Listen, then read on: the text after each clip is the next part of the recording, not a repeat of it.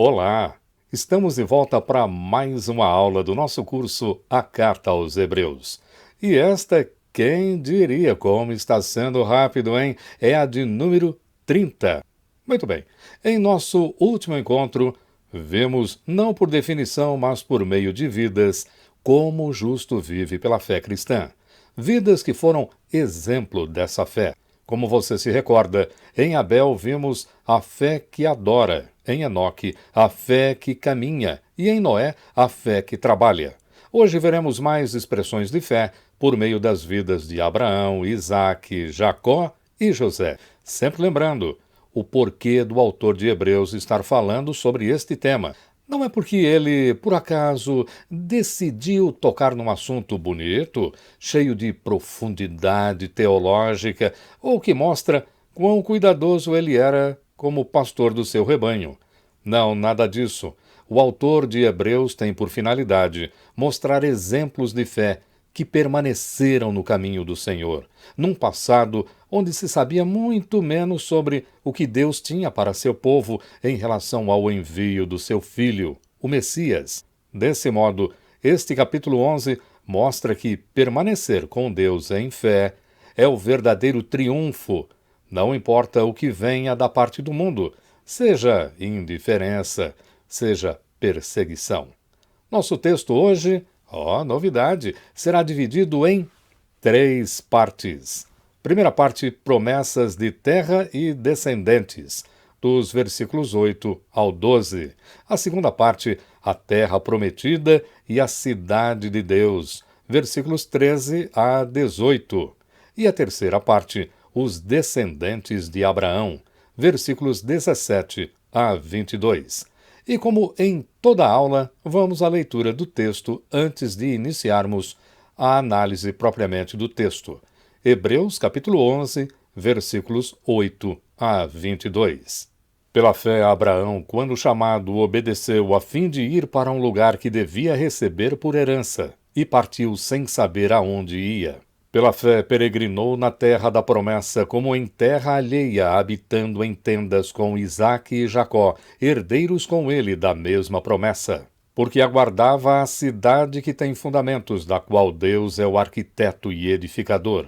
Pela fé, também a própria Sara recebeu poder para ser mãe, não obstante o avançado de sua idade, pois teve por fiel aquele que lhe havia feito a promessa. Por isso, também de um, aliás, já amortecido, saiu uma posteridade tão numerosa como as estrelas do céu e inumerável como a areia que está na praia do mar. Todos estes morreram na fé, sem ter obtido as promessas, vendo-as, porém, de longe e saudando-as e confessando que eram estrangeiros e peregrinos sobre a terra. Porque os que falam desse modo manifestam estar procurando a pátria. E se na verdade se lembrassem daquela de onde saíram, teriam oportunidade de voltar. Mas agora aspiram a uma pátria superior, isto é, celestial. Por isso, Deus não se envergonha deles, de ser chamado seu Deus, porquanto lhes preparou uma cidade. Pela fé, Abraão, quando posto à prova, ofereceu Isaque. Estava mesmo para sacrificar o seu unigênito, aquele que acolheu alegremente as promessas, a quem se tinha dito: em Isaque será chamada a tua descendência. Porque considerou que Deus era poderoso até para ressuscitá-lo dentre os mortos, de onde também figuradamente o recobrou. Pela fé, igualmente, Isaque abençoou a Jacó e a Esaú acerca de coisas que ainda estavam para vir. Pela fé, Jacó, quando estava para morrer, abençoou cada um dos filhos de José e, apoiado sobre a extremidade do seu bordão, adorou. Pela fé, José, próximo do seu fim, fez menção do êxodo dos filhos de Israel, bem como deu ordens quanto aos seus próprios ossos. Feita a leitura, vamos direto à primeira parte. Promessas de terra e descendentes. Versículos 8 ao 12. Como é do seu costume, o autor santo não faz qualquer introdução aos personagens da carta. Por isso, ele segue essa direção também neste capítulo. O motivo para isso, evidentemente, é porque ele estava se dirigindo a pessoas que conheciam a história da sua nação, os eventos, bem como os heróis históricos, Daí não haver necessidade de apresentar cada um. Não é o nosso caso, vivendo em outras terras e milhares de anos depois de tudo aquilo. Por isso, o recomendável é que você leia sobre cada um dos citados neste capítulo, a fim de aprofundar o entendimento acerca do que foi viver a fé na vida deles. O livro do Gênesis é o livro que fala sobre essas pessoas que são, nesse momento, alvo do autor de Hebreus. E quem começa a nos ensinar na matéria da fé é o professor Abraão. O versículo 8 afirma que Abraão, depois de ser chamado por Deus, saiu de onde vivia para um lugar desconhecido. Isso ele fez pela fé, ou por fé. De vez em quando se ouve uma crítica sobre essa atitude de Abraão, como se ele fosse alguém sem desejos próprios, obediente como uma máquina e sem chance de opção. Esta é uma crítica injustificada. Não significa que Abraão foi um homem sem opinião ou sem vontade própria. Abraão estava muito consciente do que estava fazendo quando saiu de sua terra, porque alguém só recebe como herança algo que já conhece, que pertence a algum parente ou conhecido. Mas com Abraão ocorreu exatamente o contrário. Abraão saiu da terra em que ele vivia para receber um lugar que ele não conhecia. A pergunta a essa atitude não deve ser, então, por que ele fez isso, mas por meio de que ele fez isso? Por meio da fé. Em outras palavras, foi pela certeza de coisas que ele tinha esperança de que viriam a ocorrer. Lembra-se do que foi dito na aula passada sobre fé estar totalmente ligada à esperança? Muito bem, Abraão não agiu pelo que ele viu, pelo fato de que certas coisas poderiam ser invisíveis agora, mas existiam de verdade lá na frente. Por que isso? De onde vem essa confiança toda? De Deus. Simplesmente porque quem garantiu para Abraão foi Deus. Deus lhe prometeu e por isso Abraão já começou a enxergar pela esperança, encontrar adiante aquilo que ele não via com os olhos. Isso é fé. Abraão nos mostra, em sua atitude, o modo de viver de acordo com a palavra de Deus. E que modo é esse? Obediente às promessas de Deus. O versículo 9 amplia essa compreensão quando diz que ele peregrinou pela terra da promessa. Os termos peregrinou e como em terra alheia, que pode ser traduzido como estrangeiro, nos mostram qual era seu status, qual era a sua posição naquela sociedade. O texto nos diz que ele já estava na terra da promessa, mas vivia ali como um estrangeiro. Um estrangeiro, em condições normais, é alguém que não pertence ao lugar onde está no momento. Não é visto como igual, nem como alguém que tenha os mesmos direitos dos nativos, daqueles que nasceram ali. Mas pode ser que um estrangeiro viva tanto tempo em algum lugar que venha até a obter respeito, reconhecimento e consideração dos locais. Mas Abraão não procurava por isso, e a prova é que ele, de acordo com o que está escrito, habitava em tendas. Abraão certamente tinha posses que lhe poderiam garantir uma casa em Canaã, mas ele preferiu morar em tendas. Um tipo de habitação que deixava bem claro que ele não pretendia fincar raízes no lugar. Não porque fosse desconsiderado, mas porque ele não considerava aquele o seu lugar final. Essa atitude acabou por influenciar a sua família, pois ele habitou em tendas junto com Isaque e Jacó, seu filho e neto. Afinal de contas, o que é que Abraão queria? O versículo 10 nos diz que Abraão esperava a cidade que tem fundamentos. Tendas não têm fundamentos. Por quê? Porque são provisórias, são temporais, passageiras. Mas o mesmo não se pode dizer de uma cidade. Era isso que Abraão esperava. Sua esperança não estava em habitar numa cidade feita por mãos humanas, mas numa onde o próprio Deus é o arquiteto e construtor. como está escrito ali. Abraão, como se sabe, era de Ur, uma cidade na Caldeia. É de lá que ele era natural. Só que ele não saiu de Ur para fazer uma cidade, mas para morar em uma feita pelo próprio Deus. Porque a sua esperança era ali. Veja agora um importante detalhe. O autor de Hebreus não diz que ele saiu para uma nova terra, mas para um lugar, como vimos ali no versículo 8. Abraão não podia ver esse lugar, porque estava no futuro, mas Abraão podia esperar. O versículo 11 apresenta um problema de texto. As traduções, tradicionalmente, dizem que Sara recebeu poder ou virtude para conceber, mas literalmente, e eu estou me referindo ao texto em grego, isso não se encaixa. A frase usada no original é depositou semente. O problema é que isso só pode ser feito pelo homem, não pela mulher. A questão, então, é decidir quem é o sujeito do versículo 11, Sara ou Abraão.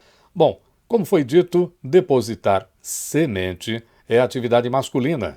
E, além disso, as primeiras palavras do versículo seguinte, versículo 12, no original grego, são também masculinas e ligadas ao versículo 11. Portanto, minha escolha cai sobre Abraão como sendo o sujeito deste versículo 11. A citação de Sara entra como se fosse um tipo de parêntese, com a finalidade de acrescentar mais informação.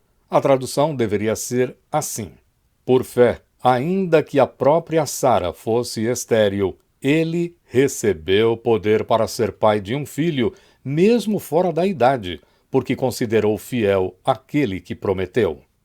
Mas o importante aqui, como podemos ver do texto, é a base da fé. A de Abraão era a fidelidade de Deus. Por isso, não era uma fé cega, uma fé em nada, um pensamento positivo, mas uma fé enraizada nas promessas de ninguém menos que Deus. Para Abraão, quando Deus falava, era ponto final. Podia-se confiar mesmo. O versículo 12 reflete sobre duas passagens. Elas são Gênesis capítulo 15, versículo 5, e ainda no livro do Gênesis, capítulo 22, versículo 17. Elas falam da condição de Abraão na ocasião em que Deus cumpriu sua promessa na vida dele. Como homem, capaz de ter um filho, Abraão já estava morto. E já estamos começando a segunda parte, a terra prometida e a cidade de Deus, versículos 13 a 16. E antes de continuar, o autor para fazer algumas observações, aqui no versículo 13. Vamos a elas. Primeira observação: todos esses, ou seja, Abraão, Sara, Isaac e Jacó, morreram na fé, ou seja, morreram sendo fiéis, fielmente, mesmo sem alcançar as promessas. Para esses, a morte não foi obstáculo para sua fé, mesmo que não vissem o cumprimento da palavra de Deus em seus dias. Segunda observação: mas com os olhos da fé, viram de longe e até saudaram. Saudar é aquele gesto bem conhecido de quem esteve longe e por algum tempo, e depois reencontra os conhecidos.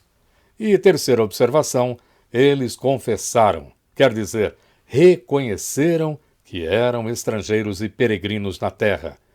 Isso estava claro para eles. É por isso que buscavam uma pátria. O versículo 14 responde à pergunta óbvia. E que pergunta é essa? Bom, se estavam inseguros como estrangeiros, por que não voltaram para casa, lá de onde saíram? Abraão e os seus não eram pessoas sem escolha, pessoas que não podiam voltar para Ur, a terra natal deles, para seus parentes. Sim, eles podiam, nada os impedia. Só que eles eram pessoas que haviam tomado a decisão de obedecer a Deus, de seguir com Deus. Não importavam as circunstâncias. Por isso, não fazia sentido para eles voltarem de onde Deus havia mandado que saíssem. O versículo 16 deixa claro que Abraão e os seus não queriam a casa que deixaram, nem a terra onde estavam, mas uma pátria superior, ou uma pátria melhor, segundo outra versão. Isso não é algo desse mundo, mas feita por Deus, uma pátria celestial. Esse era o alvo de Abraão e de todos os seus. Motivo deles serem estrangeiros e peregrinos ali, naquela terra da promessa. Mas e aquela terra? Bom, aquela terra de Canaã era apenas uma imagem da cidade de Deus, a pátria celestial. Por isso, a terra onde estavam não era a realidade última, não era o fim, nem o máximo para suas vidas. Viveriam sim ali, estariam com seus pés ali, mas com os olhos da fé, com o coração. Sabe onde? No futuro é lá onde que eles estavam, que é onde se localiza a realização das promessas de Deus. Por isso, Deus se agradou deles e não teve vergonha, como está escrito, de ser chamado o seu Deus. E como ele era chamado?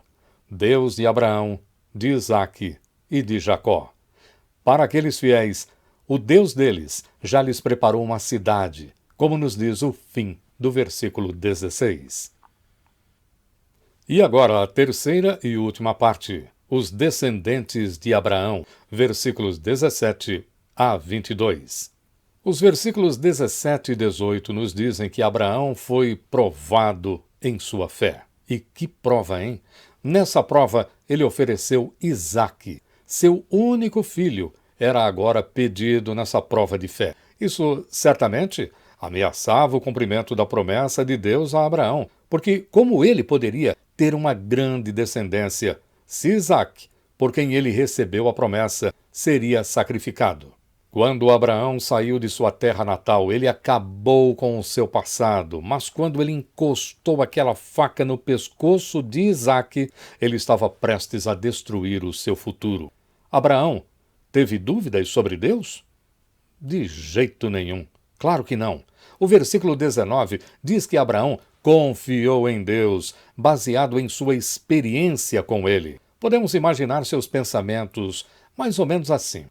Se Deus me pediu para matar meu próprio filho, meu único filho, e ele disse que por meio deste meu filho eu terei uma grande descendência, bom, então Deus vai tornar a dar vida a meu filho, assim como ele deu vida a mim e a Sara, quando nós estávamos mortos para procriar. E foi nessa certeza, na esperança de que as promessas de Deus são reais, que Abraão recebeu seu filho de volta. E olha, fique sabendo que quando uma oferta ia para um altar, ela nunca voltava viva. Mas Isaque voltou do altar, por isso ele passou a ser um símbolo da ressurreição, tanto de Jesus quanto dos crentes. O versículo 20 fala agora da vida de fé na família de Abraão, por meio de seu filho Isaque, quando abençoou seus netos Jacó e Esaú. Aqui, o importante não é tanto o conteúdo da promessa, mas a direção da promessa. O futuro. Essa é a direção da promessa. Isaque, com isso, mostra que as coisas desse mundo não são o que os seus filhos devem esperar. O versículo 21 nos mostra Jacó, agora filho de Isaque, próximo da morte, abençoando os dois filhos de José, filho dele, Efraim e Manassés. O texto do Antigo Testamento diz que Jacó estava inclinado na cabeça da cama, ou assentado na cama, de acordo com o Gênesis 48, versículo 2. Mas nessa versão de Hebreus, que é a versão em grego, ele está apoiado sobre o seu cajado, ou vara. Mas por que se preocupar com este detalhe? Porque a vara, ou bordão, era um símbolo de passagem, de peregrinação, de caminhada. Por isso tem força nessa passagem. Por fim, o versículo 22 apresenta José, quase à morte, mas por fé, lembrando do êxodo dos filhos de Israel, como está escrito. Quando é dito que ele fez menção, apesar do êxodo ainda não ter acontecido, com isso o autor de Hebreus quer dizer que José lhe está recordando a promessa feita a Abraão, promessa que está lá em Gênesis capítulo 15, versículos 13 e 14. Então lhe foi dito: sabe com certeza que a tua posteridade será peregrina em terra alheia, e será reduzida à escravidão, e será afligida por 400 anos. Mas também eu julgarei a gente a que tem de sujeitar-se, e depois sairão com grandes riquezas. Apesar da grande autoridade e prosperidade de José no Egito, ele entendeu que aquele não era o seu lugar. Por isso, fez o povo jurar que levaria seus ossos dali para a terra prometida, no Êxodo, o que foi feito por Josué.